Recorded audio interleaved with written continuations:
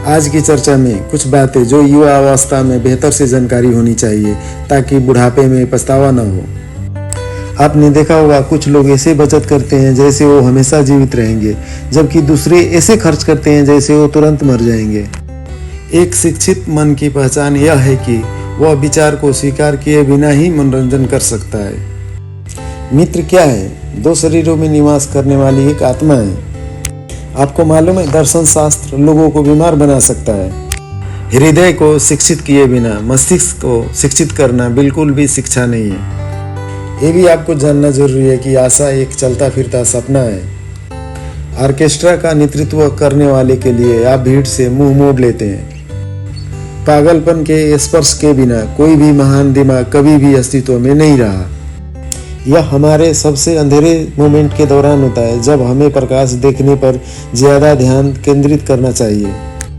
याद रखने की बात है कि खुशी खुद पर निर्भर करता है। दोस्त बनने की चाहत जल्दी का काम है, लेकिन दोस्ती धीरे धीरे पकने वाला फल है। याद रखना, जो अच्छा समर्थक नहीं हो सकता वह अच्छा नेता भी नहीं हो सकता। खुशी जीवन का अर्थ और उद्देश्य है, मानव अस्तित्व का संपूर्ण लक्ष्य और अंत है। सब्र का फल हमेशा मीठा होता है। अनुभव करना कष्ट सहना बराबर होता है। जो जानते हैं वो कार्य करते हैं, जो समझते हैं वो सिखाते हैं। जो इंसान अपने डर पे काबू कर सकता है, वास्तव में वही इंसान स्वतंत्र हो सकता है। शिक्षित अशिक्षित से उतना ही भिन्न होता है जितना जीवित व्यक्ति मृत से भिन्न होता है। बुद्धिमानों का उद्देश्य सुख प्राप्त करना नहीं बल्कि दुख से बचना होता है। मैं उसे बहादुर मानता हूँ जो अपनी इच्छाओं पर विजय पा लेता है, बजाय कि उस व्यक्ति पर जिसने अपने शत्रुओं पर विजय प्राप्त कर ली, क्योंकि सबसे कठिन विजय स्वयं पर है। याद रखना, गरीबी, क्रांति और अपराध का मूल जड़ है। प्रकृति कभी भी कुछ भी बेकार नहीं करती। केवल एक युद्ध जीत लेना पर्याप्त नहीं है, क्योंकि शांति को संगठित करना अधिक महत्वपूर्ण होता है। खुशी एक गतिविधि की स्थिति है। हमेशा याद रखने की बात, 50 शत्रुओं का एक औषधि है मित्र। उच्च विचार वाला व्यक्ति इस बात की अधिक परवाह करता है कि लोग क्या सोचते हैं, इसकी उपेक्षा सत्य की अधिक परवाह करता है। बुद्धिमान लोग तब बोलते हैं जब उनके पास कहने के लिए कुछ होता है, जबकि मूर्ख इसलिए बोलते हैं क्योंकि उनके पास कुछ कहना होता है। मन की ऊर्जा ही जीवन सार है। अगर आपको आलोचना से बचना है तो आपके पास एक ही तरीका है, जे आप कुछ ना करें, ना कुछ कहे, ना आप कुछ बने। याद रखिए, सीखना कोई बच्चों का खेल नहीं होता। बिना कष्ट के हम कुछ नहीं सीख सकते।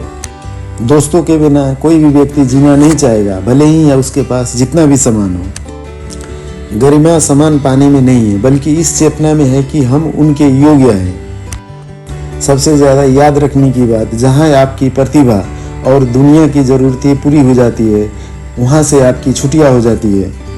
भय हमेशा से बुराई की आशंका से उत्पन्न होने वाला दर्द है। एकमात्र स्थिर अवस्था यह है कि जिसमें कानून के समक्ष सभी व्यक्ति एक समान होते हैं। जिस किसी को अपने अलावा किसी की जरूरत नहीं है, वह या तो जानवर है या भगवान। किसी को अगर शासक बनना है तो पहले उसे अनुशासित होना होगा। खुशी आत्मनिर्भरता का हिस्सा है। आप पैसा के पीछे नहीं भाग सकते, आपको उसकी आगे जाने की जरूरत होती है।